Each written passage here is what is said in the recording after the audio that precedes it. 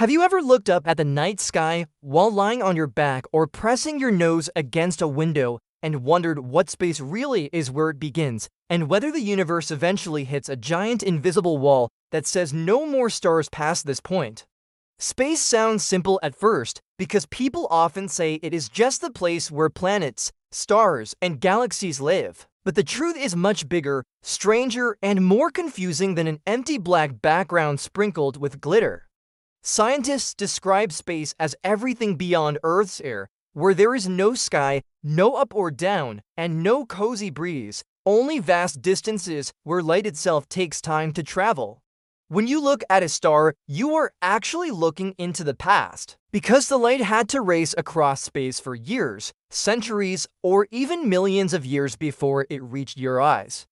That means space is not just where things are, but also where time stretches out like a long ribbon connecting moments across the universe. The universe includes all of space, all of time, and everything inside them, from tiny particles smaller than dust to galaxies so large your imagination feels like it needs a nap.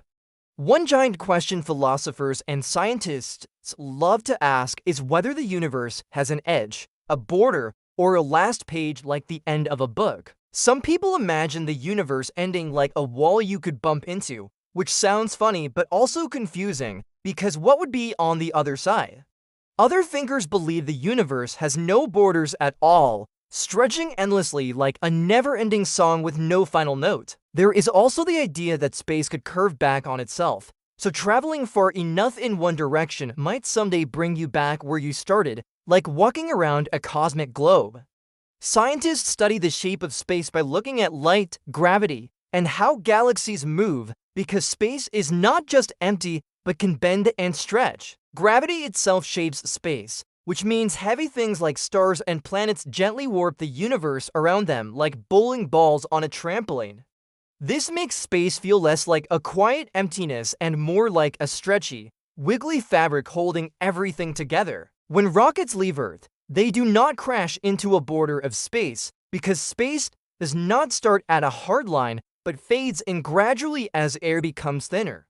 Astronauts floating in orbit are not floating because there is no gravity, but because they are falling around Earth instead of straight down.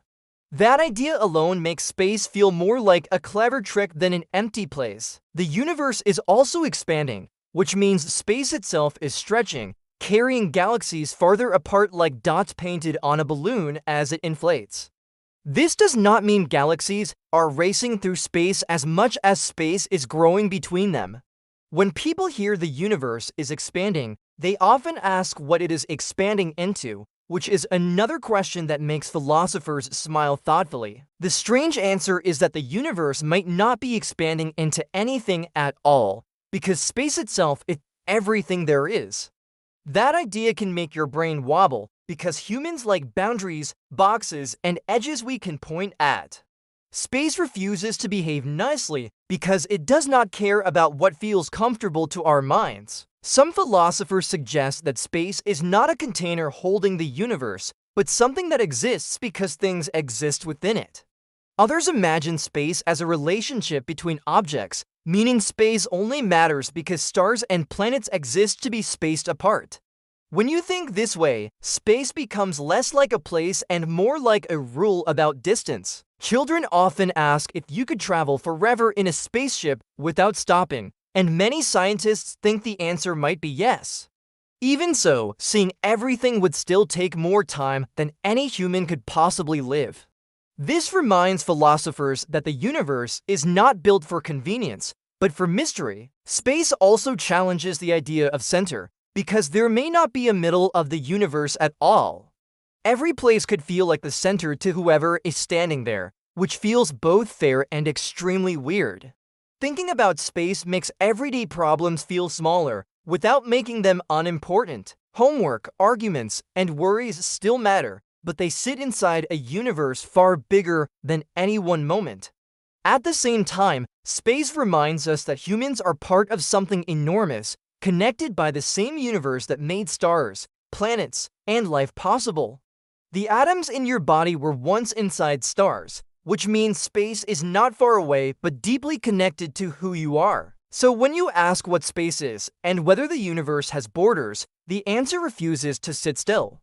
Space is vast, flexible, mysterious, and still unfolding. The universe might have edges we do not understand, or it might have none at all.